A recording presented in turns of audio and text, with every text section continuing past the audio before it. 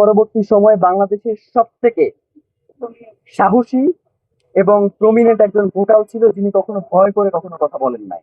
এবং এই যে বর্তমান সরকার ব্যবস্থা স্থিতিশীল রয়েছে, এর পিছনে উসমান হাদির অত্যন্ত গুরুত্বপূর্ণ ভূমিকা রয়েছে।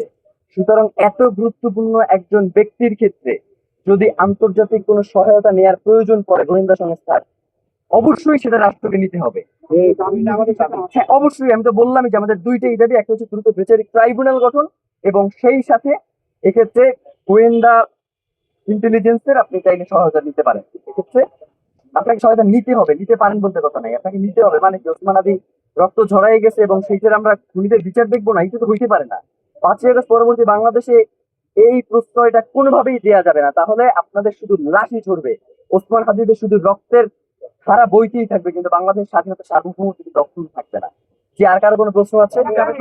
আপনি কি এটা বইটা দাবি করতেছেন যে নির্বাচনের আগে জি। বিচার নিশ্চিত করতে হবে? নির্বাচনের আগে দাবি নিশ্চিত করতে হবে।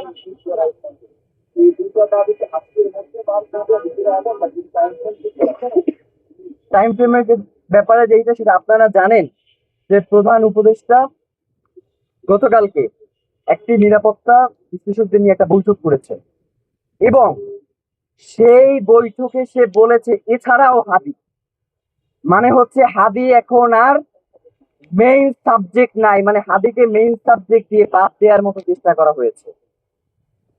হাদিকে যদি আপনারা মেইন সাবজেক্ট থেকে বাদ দেন, আপনারা কিন্তু মেইন সাবজেক্ট থাকবেন না।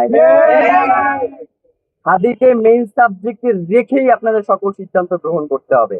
আর ভাই যেটা বললেন, অবশ্যই আগামী 24 ঘন্টার মধ্যে তারা দ্রুত বিচারিক ট্রাইব্যুনাল গঠন, এবং এটার ক্ষেত্রে তারা যেই আন্তর্জাতিক গোয়েন্দা সংস্থা যেমন এফবিআই এবং হচ্ছে স্কটল্যান্ড ইয়ার্ডের মতো যারা পেশাদারী গোয়েন্দা সংস্থা রয়েছে, তাদের সহায়তা নিতে হবে, এবং রাষ্ট্রকে আপনাদের সামনে এসে জানাতে হবে যে তারা এই সহায়তার ক্ষেত্রে কি কি পদক্ষেপ গ্রহণ করেছে। ওসমান হাদির রক্তের সাথে এক বিন্দু ছাড় নয়। আর কারণ প্রশ্ন? আপনারা কি এটা স্পষ্ট করতেছেন যে নির্বাচনের আগে আপনারা বিচার নিশ্চিত করার? অবশ্যই, এবং এই জন্যই দ্রুত বিচারিক ট্রাইব্যুনাল প্রয়োজনে 1 মাসের মধ্যে এই বিচার ব্যবস্থা নিশ্চিত করতে হবে, 1 মাসের মধ্যে। বুঝি নাই। আচ্ছা, এখন পর্যন্ত ঢাকা 8 আসনে হাদি ভাইয়ের হয়ে ইলেকশনে কেউ লড়বেন কিনা, এই ব্যাপারে ইনকিলাব মঞ্চ কোন ধরনের সিদ্ধান্ত গ্রহণ করে নাই, এবং এখন পর্যন্ত আমরা ঢাকা 8 আসনে ইনকিলাব মঞ্চ সিদ্ধান্ত গ্রহণ করবে কিনা সে ব্যাপারে আমাদের মধ্যে কোনো মিটিং হয় নাই। তো আমরা ইনশাল্লাহ এটা নিয়ে অতি শীঘ্রই বসবো, এবং আপনাদেরকে এই ব্যাপারে আমরা তথ্য জানাবো। মানে ওসমান হাদি ভাই কখনো লুকোচুরি পছন্দ করতেন না, আমাদের মধ্যেও কোনো লুকোচুরি নাই। আমরা যেইটা বলবা সেটা আপনাদের সামনে এসেই বলবো, আমাদের কোনো কিছু টান নাই। আমরা ওসমান হাদি ভাই যেই আদর্শ এবং যেই লড়াই করে গেছে, সেই লড়াইটা জীবিত রাখার জন্যই আমরা এখানে দাঁড়িয়েছি।